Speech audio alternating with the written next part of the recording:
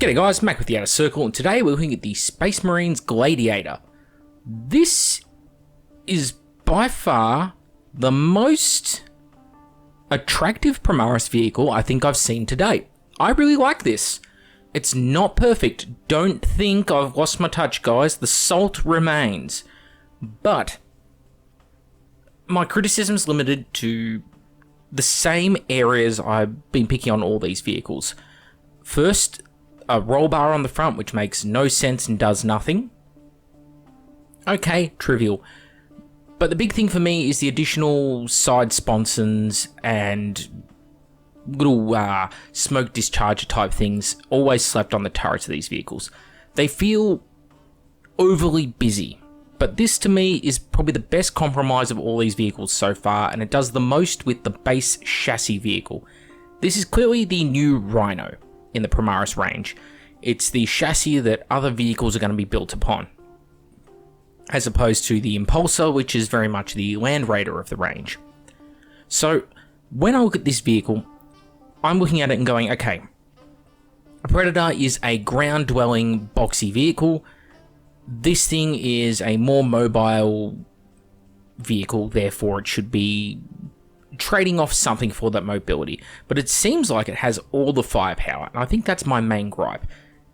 Ditch the side sponsons. Love what the turret looks like up top. Love the look of the weapons up top.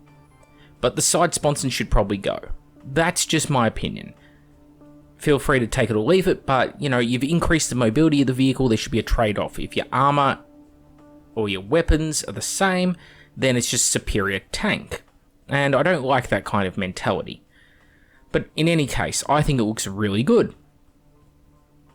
It's probably the most down-to-earth Primaris vehicle, probably because it closely resembles the look and style of a Predator. Whereas, as you can see in this image here, the Rhino is clearly the better looking of the vehicles on the left, whereas this tank gives a Predator a run for its money on the right.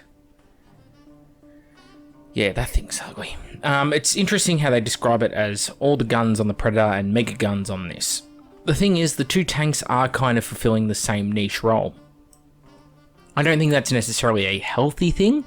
I do love the Predator styling, the turret and that on it, but I do also like the styling on this. Again, I think it's just a little bit busy, but, you know, this is like a 95% perfect for me.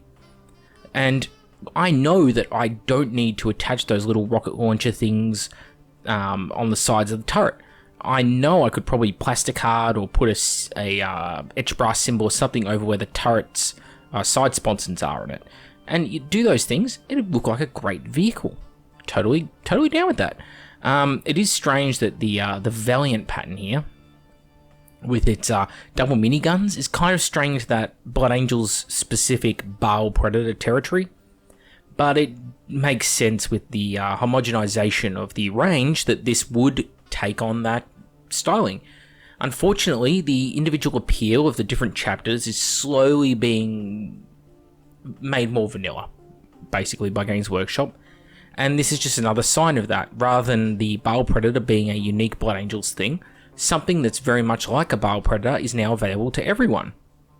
Right down to the fact that in this case it seems to have some sort of quad bolt gun sponson going on, like a miniature Hurricane Bolter. Yeah, look, it sucks losing that individuality. It's something I've harped on about, but I don't think it's a problem with this design. That's a problem with the company. I praise this design. Then you got, of course, this version here with the double las cannon on top and the melter weapon style on the side. Okay, fine. I think those melters are very ugly. Again, those side sponsons look terrible.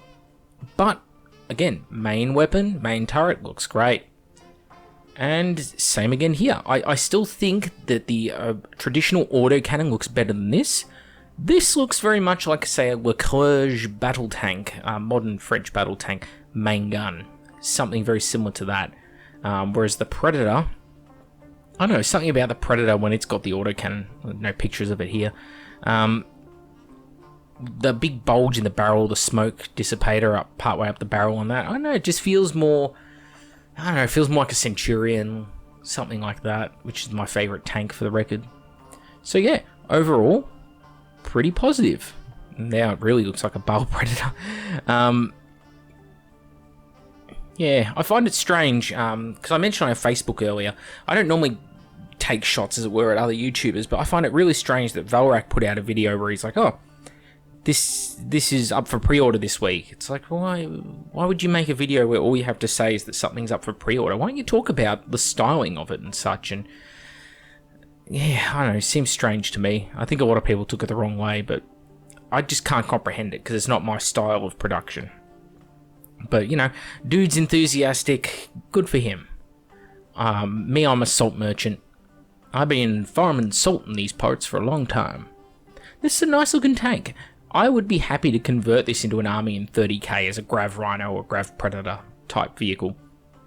What I think could be done with it that's interesting is, instead of going for the turret on top, the big turret that it's got, depending on the size of the turret ring, maybe some of the old Whirlwind, maybe Razorback turrets might fit into that slot with a little bit of work. And that would give you a pretty nice looking transport vehicle. Maybe you could use it as a upsized Razorback, or perhaps use it to replace this ugly thing on the left. Maybe even the turret off the one on the left could be made to work on it. I don't know. But everything about this is just right. It's the little things, like the one on the left has the 2 cupolas on top, one with the big stubber, because that's the best weapon Marines can come up with, and the other one's just another blank cupola. Or on this one, it's got this really neat little like sensor block. And it makes sense.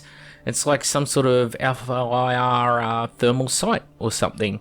Something that the maybe the commander can independently swivel around to spot targets, that kind of thing. It's great. I love seeing those little details. And I think this has really been missing from the Primaris range. The problem is all the other releases that we had to go through for the Primaris to get to this point where we've got one that I think is really good. Because we went through some that are not.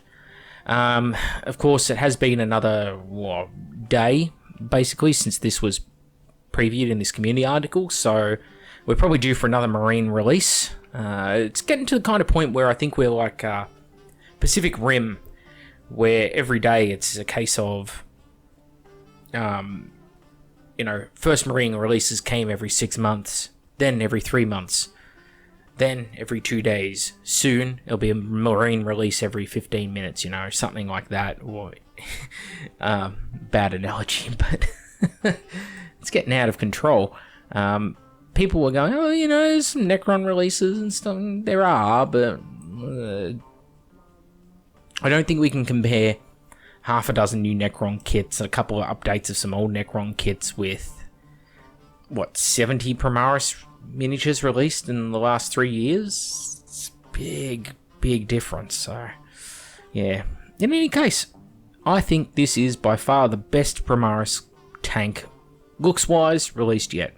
I don't know a thing about the rules, I don't care about the rules, but I like this design. I would tweak it, I would cut off the roll bar, I would get rid of the 2 side sponsons, and I wouldn't put those little boxes on the sides of the turret. The rest of it, though, good to go. Back with the hour circle. Thank you all for watching this. Very short, sharp, and surprisingly positive, but you know, not all positive. The salt still flows. Video, I'll see you all next time.